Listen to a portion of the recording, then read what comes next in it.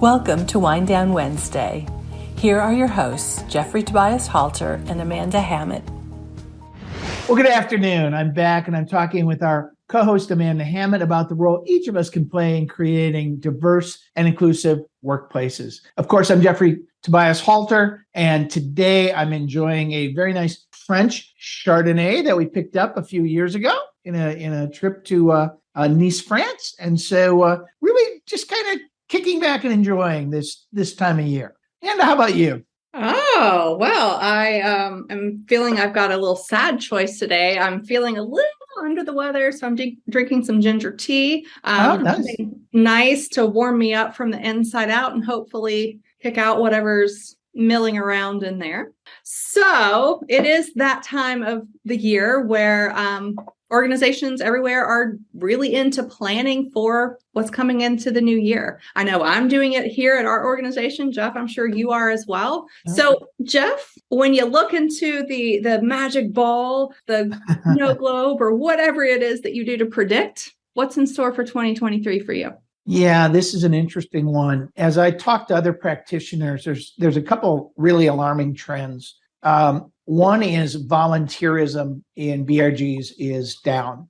People are being stretched in so many directions. You know, the post-COVID, am I going to work? Am I not going to work? And so the very lifeblood of many DEI initiatives and companies are really suffering. Mm-hmm. I'm also hearing a movement backwards in budgeting that, 20 years ago, an ERG might get $10,000 or $15,000 in funding for the year, which still woefully underfunded to go drive the kind of change they're expected to do. And they worked their way up to the $30,000, $35,000, $40,000 range. And now I'm talking to people who are saying, oh, we got $15,000 for the year. And yet you've still got the staggering shortage of workers.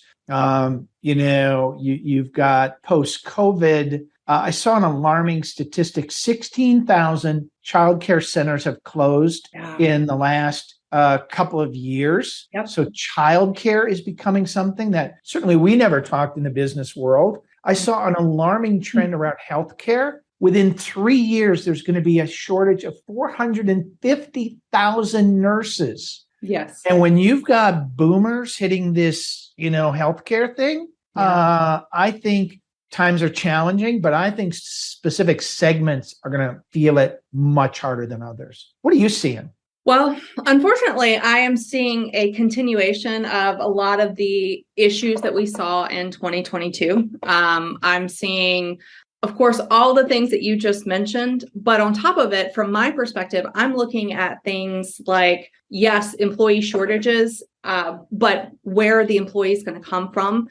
Companies are still struggling to match up their budgets for salaries versus what the actual market demands. I'm foreseeing a continued issue with not only the staff shortages, but the continuation of the burnout. That is not going away, and companies are not really addressing the root causes of that.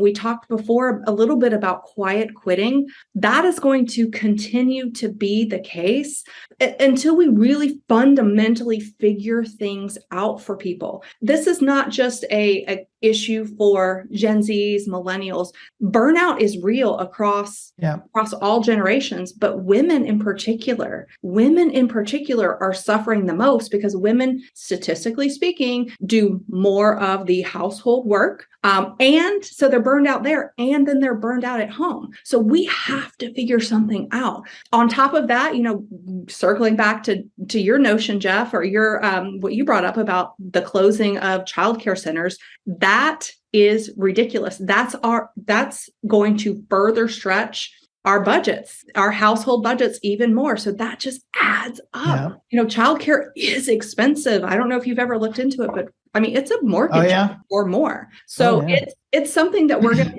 continue to fight with. And companies need to really recognize their role in turning these things around. We do need to look at how can corporations step in and help out our families, our moms, dads, whomever, parents at work. How can we step in and help out with childcare? How can we step in and make things more flexible and really alleviate some of that burnout pressure through jobs, paying people, what they're actually doing. It's a lot, Jeff. It's a lot. Yeah, no. And Amanda, remind our listeners what quiet quitting is, because it's not just slowing down engagement in the workplace. So just talk about that for just a second. Absolutely. So quiet quitting, just for all intents and purposes, is just you quit going above and beyond. You do what's on your job description, and that's it. You start to focus more on work-life balance. Or in some ways, we might look at it more like, how can I fit work into my life, not fit my life around work? And it's a perspective change. Boomers brought in this idea of being a workaholic and really identifying themselves through their career. And millennials, Gen Zs, they're really pushing against that. And so it's not a new phenomenon. It's been around for decades and decades. But what's new about it is millennials and Gen Zs, they gave it a name. And then it became a media sensation over the summer. And it's not a laziness on their part, correct? No. It's just more of a holistic approach around this. It's really a pushback against these, being burned out. It's a pushback against, how can I be mentally healthy holistically as a person while still doing my job, fulfilling my duties as set forth in my job description. But how can I also be me? How can I also have a life outside of that? Companies have for decades, they've gotten basically free labor. People have been really in this rise and grind. Let's, push. And companies started setting really realistic or unrealistic goals, timelines, budgets, as we saw with the ERGs. So it's really a pushback against all of that. Yeah. So, Jeff, we got to talk. How do organizations work all of this into their 2023 planning? Because it's a lot. Oh my gosh, yeah. And what you're talking about, I would say my definition, it's included in DE&I, but you're talking really about performance management. You're talking about compensation. You're talking about a whole host of HR programs and processes that go well beyond what we might define as the role of most DEI practitioners. Yeah. Again, this leads to why we need a chief diversity officer, somebody who has that, 10,000 foot, 360 degree vision for the organization, because DEI is not going to solve this without, really working in lockstep. I think the other thing is companies need to fundamentally change the things they're spending money on. Companies have spent billions of dollars on diversity training and unconscious bias training. And most of the research says it's complete waste of time. Yeah. You've got to talk to the people who want to get engaged. Oh, by the way, allyship training, yes. Is allyship training in your budget? Yeah. And today, according to McKinsey, only 14% of companies are doing allyship training, when it's the only proven program that works to start to change things internally. And then we've got to double down on management training. This gets into the cycle, and I've talked about this on previous shows, where training budgets finally started to eke up a little bit in 18, 19, 20, and then COVID hit. And oh my God, we got a whole generation of managers who've never been trained. And now they've got to deal with all of this. Yeah. So it takes a strategic view. For our listeners, what can you do?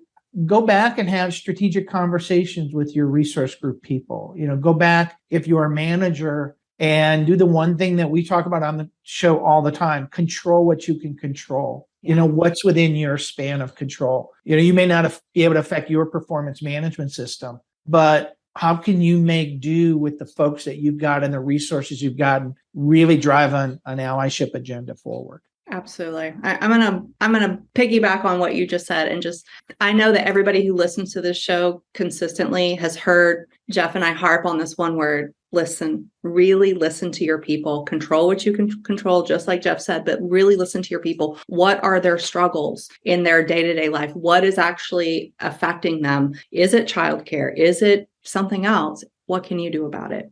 Maybe it's nothing, but maybe you can at least be a listening ear. Well, Jeffrey, this has been 2023 is going to be a year. It's going to be a year that we're going to have to. I don't think we're going to be any quieter. Let's put it that way. I think there's a lot of wind down that still needs to take place in the coming year. That's my last alignment for next year. Yes, I think there's going to be plenty of wine drank on Wednesday night moving forward. All right. Well, to each of you, I appreciate you being here. Jeffrey, as always, you are the co-host with the most. And thank you. You too. Right back at you. And thank you guys, the audience, for joining us. And cheers to you. Cheers. Thanks again for joining us for Wind Down Wednesdays, a contemporary midweek discussion on current workplace and marketplace issues with a focus on diversity, inclusion, intersectionality, and equality. I'm Amanda Hammett, and on behalf of myself and Jeffery Tobias Halter, thanks so much for joining us, and we'll see you in the next episode. Thank you for joining us for Wind Down Wednesday. If you like this episode, please subscribe to receive more episodes straight to your inbox.